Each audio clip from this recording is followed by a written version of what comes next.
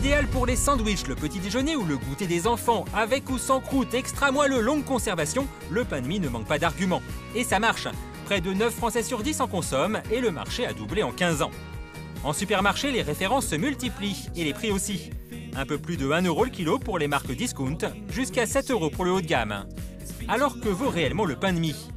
Pour le savoir, on a posé la question à un pro du pain, normal, un boulanger. Mais quand on lui a apporté nos pains de mie achetés en supermarché, Dominique, il a un peu tiqué sur les étiquettes. Toc toc, 2, 3, 4, 5, 6, 7... C'est vrai qu'il y en a pas mal des ingrédients. 17, 18 ingrédients.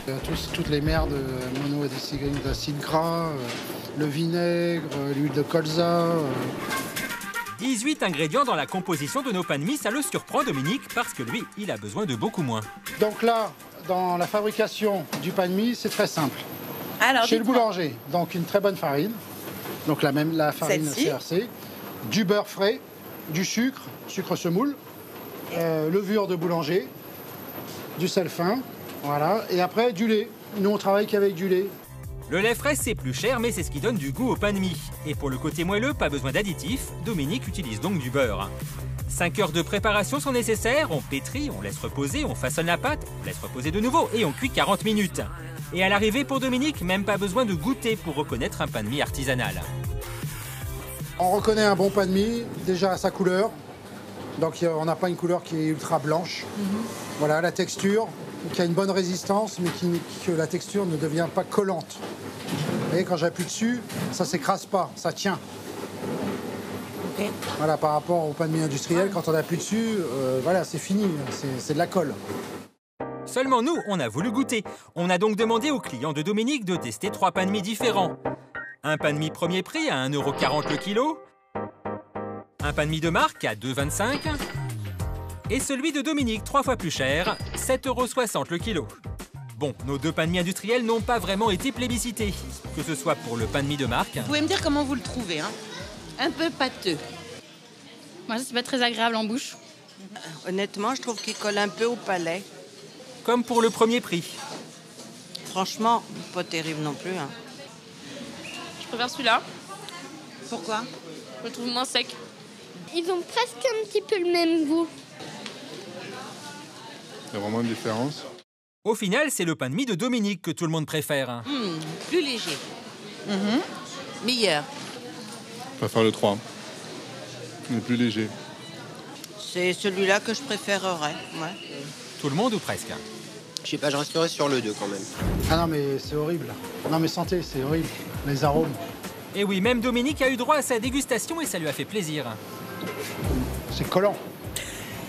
Collant. Bah, il est extra moelleux.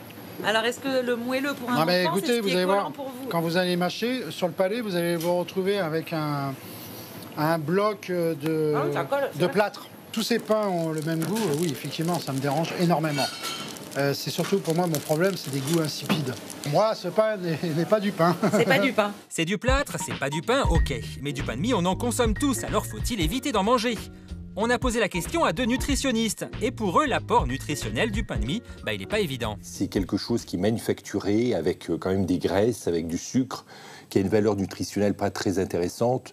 Pour moi, ça rentre un petit peu dans ce qu'on appelle, entre guillemets, les calories vides.